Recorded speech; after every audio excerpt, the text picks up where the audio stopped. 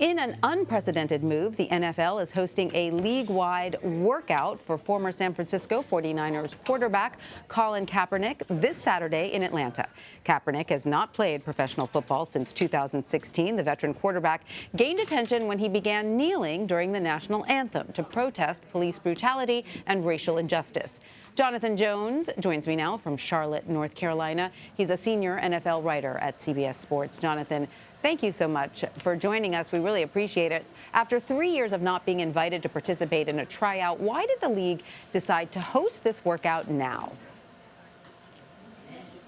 That's a fantastic question, and one that we don't necessarily know the answer to. There are some theories that have been floated out there around the league that Roger Goodell, the NFL commissioner, felt bad that Kaepernick had not yet gotten that opportunity.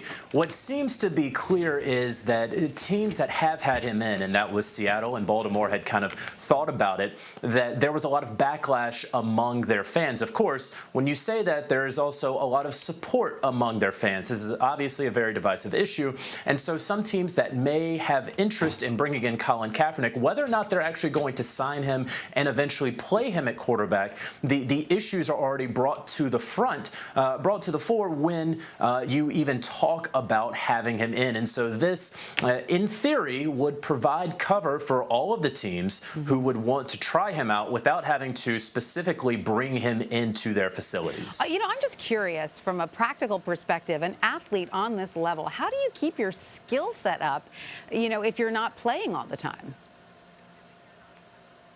It's incredibly difficult, and especially in football, where we always hear about football shape, and what does that mean? And it's sort of this nebulous phrase and idea. But you can work out as hard as you want to, but it's different being on the field and taking those kinds of hits. To Kaepernick's credit, he and his team have long said that he works out 5 times a week, both in the gym. He's up before the day breaks. He is out there throwing with some trusted wide receivers of his in the New York, New Jersey area. I will say this, though, is that it has been done. It typically, honestly, can be done. We saw it last year with the Washington football franchise bringing in Josh Johnson, a guy that hadn't played a meaningful snap in more than 4 years in the NFL. He came in and won a game with a team where he had just been in the playbook for less than 2 weeks. So it has very recently been done. And then when you look at Colin Kaepernick, he was on a much higher level than Josh Johnson was. Kaepernick, let's not forget, was just a couple plays away from winning the Super Bowl a few years ago. Yeah, sometimes talent is talent, and if you keep it up, it lasts for a while. So,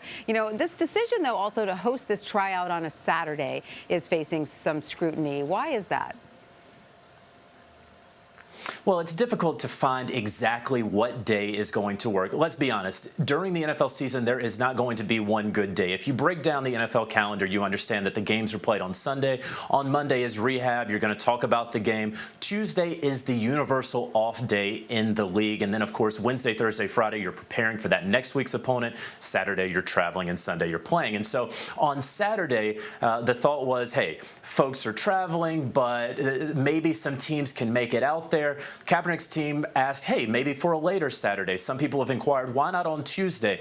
The truth is that there is no good day, that if you want to do it on a Tuesday, well, teams also have their own tryout players who are coming into their facilities for various positions, working out for them. And then on Saturdays, half the NFL teams are traveling. So you look at it, Atlanta at least is a centralized location. We all know about them having the world's busiest airport. They wanted it to be, the NFL wanted it to be in an NFL facility. The Falcons do have an indoor facility there in Flowery Branch, Georgia. But, the GMs who would be there, the decision makers who would be there, they would likely be with their teams, or they would be scouting potential draft picks next year. And right down the road from Atlanta is Auburn University, where Georgia and Auburn are playing in a top 15 matchup. And so it's very difficult to get these decision makers, the guys who will have to make these calls, to this workout. And Jonathan, really quickly, I just want to ask you, we don't have a lot of time, but do you think it's likely he does get picked up? And if so, has he given any indication whether he will continue to take the knee during the anthem?